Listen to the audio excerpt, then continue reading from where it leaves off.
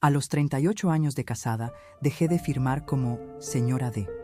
No fue de un día para otro, ni empezó en una notaría, sino en cosas tan pequeñas que cualquiera podría haber dicho que exageraba. El nombre en un paquete, la firma en el banco, la forma en que él me presentaba. Ella es mi señora, decía. Nunca ella es Ana, nunca mi esposa Ana, siempre mi señora.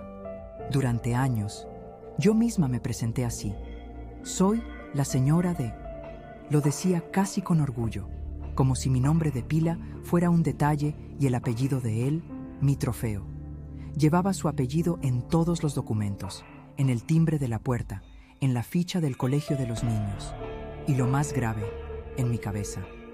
Si te quedas conmigo, voy a contarte cómo pasé de firmar todo como señora de, invisible detrás de su nombre, a ser la mujer que un día recuperó su propio apellido en silencio, cambió papeles clave sin hacer escándalo, y ahora vive en una casa donde él todavía cree que manda, pero ya no sabe con certeza qué nombre aparece en los documentos.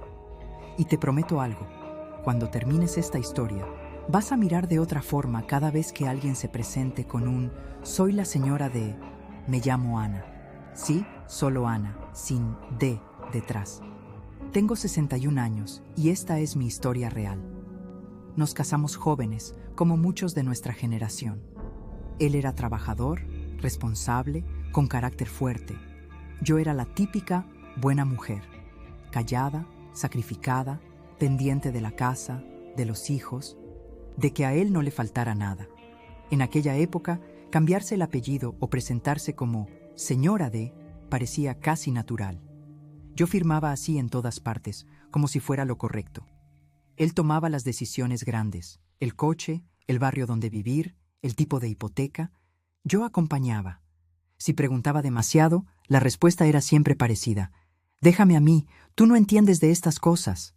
Tú ocúpate de la casa, que de papeles me encargo yo». Cuando compramos la casa familiar, él se sentía el rey del mundo. Recuerdo entrar al despacho del banco como si fuéramos a coronarlo. Hablaba con el director como si ya se conocieran de toda la vida. Yo, al lado, asentía.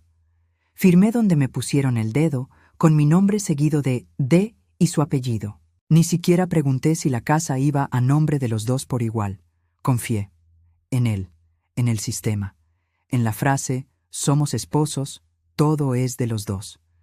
Pasaron los años. Los hijos crecieron, llegaron los problemas, las rutinas, los silencios, las pequeñas faltas de respeto que se van acumulando. Que si tú no aportas dinero, aportas cuidado, dicho con tono condescendente. Que si esa casa la pago yo, aunque yo estuviera todo el día limpiándola, manteniéndola y, muchas veces, poniendo dinero también de trabajos que él ni registraba. Hubo una noche que fue como un bofetón invisible. Estábamos discutiendo por una tontería doméstica. Yo dije algo como, «Esta también es mi casa». Él respondió sin pensarlo, con esa crueldad automática que sale cuando uno se siente dueño. «La casa está a mi nombre, Ana. Tú eres mi señora, no la dueña de nada». Me quedé helada. Podría decirte que me defendí, que grité, que le recordé todo lo que había hecho. No.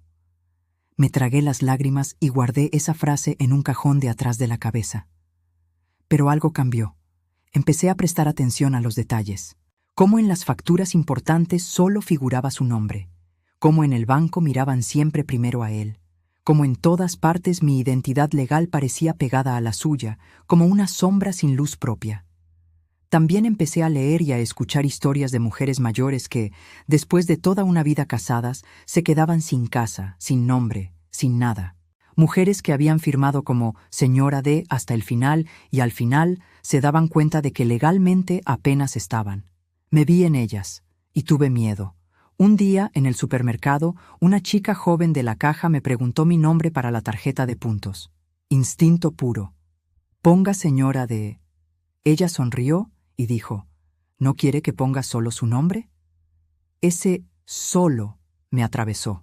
Dije, «Sí, ponga Ana García, mi apellido, el mío, el de mi padre, el que había tenido antes de ser de nadie». Parecerá tonto, Pero esa tarjeta fue el primer plástico en años donde no aparecía él. La guardé como si fuera algo sagrado. A partir de ahí, empecé a cambiar cosas pequeñas. En el centro de salud pedí que me registraran solo con mi nombre y mi apellido. En el trabajo de limpieza al que iba algunas horas, firmaba con mi nombre completo, sin D. Cuando alguien me preguntaba cómo me llamaba, decía Ana García, y si insistían con «¿Es la señora D?», respondía «Soy Ana García, casada con...». Noté, poco a poco, cómo mi propia voz cambiaba cuando me nombraba. Ya no sonaba tan pequeña. Pero la casa era otra historia. Cada vez que discutíamos, esa frase volvía. Esta casa la pagué yo. Esta casa está a mi nombre. Si un día me canso, ya veremos qué haces tú. Empecé a pensar en escenarios que antes me parecían imposibles. ¿Y si se va? ¿Y si me echa? ¿Y si se enferma y vienen deudas? ¿Qué pasa si un día simplemente decide vender sin preguntarme? Entonces hice algo que nunca había hecho. Fui sola a una notaría. Me temblaban las manos. Sentía que estaba traicionando a alguien. Pero, en realidad, a quien había traicionado tantos años era a mí misma. Le conté al notario, con vergüenza, mi historia. Años de matrimonio, casa comprada, frases que me habían perseguido. Le pregunté, casi en susurro, ¿qué pasa si todo está a su nombre? ¿Es verdad que yo no soy dueña de nada? Me explicó cosas que dolían, pero que necesitaba oír. No todo era tan blanco o negro como él me hacía creer. Había derechos conyugales, regímenes económicos, posibilidades de protegerse. Me habló de capitulaciones, de actualizaciones de escrituras, de cómo, en algunos casos, se podía incluir a la esposa, reconocer aportes, cambiar titularidades. Salí de allí más despierta, y con una idea que me acompañaría muchos meses. Yo también podía empezar a aparecer en los papeles, con mi nombre. No ocurrió de golpe. A los 38 años de casada, cuando ya habíamos pasado por casi todo, crisis económicas, enfermedades, infidelidades silenciosas que nunca se confesaron del todo, tomé la decisión interna de dejar de ser señora D en el papel, no solo en la boca. Hubo un momento clave. Él tuvo un pequeño susto de salud. De repente, la palabra testamento apareció en las conversaciones. Él dijo, muy seguro, si me pasa algo, la casa es tuya y de los niños, eso está claro. Yo pregunté, ¿está claro dónde? ¿En tu cabeza o en los papeles? Se enojó. Dijo que no confiaba en él, que era una falta de respeto. Yo me callé. Pero al día siguiente volví al notario. Con asesoría, con paciencia, empecé a mover cosas. Revisamos cómo estaba registrada la casa. Vimos de qué manera podía reconocerse legalmente que ambos habíamos contribuido. Preparé documentos que, ante ciertas circunstancias, asegurarían que yo no quedara en la calle. Y sobre todo, dejé de firmar como señora D en cualquier cosa nueva que surgiera. Mi firma empezó a ser solo una: mi nombre y mi apellido. Él se burló alguna vez. Ahora te crees muy moderna, ¿no? Yo respondí, ahora me acuerdo de cómo me llamo.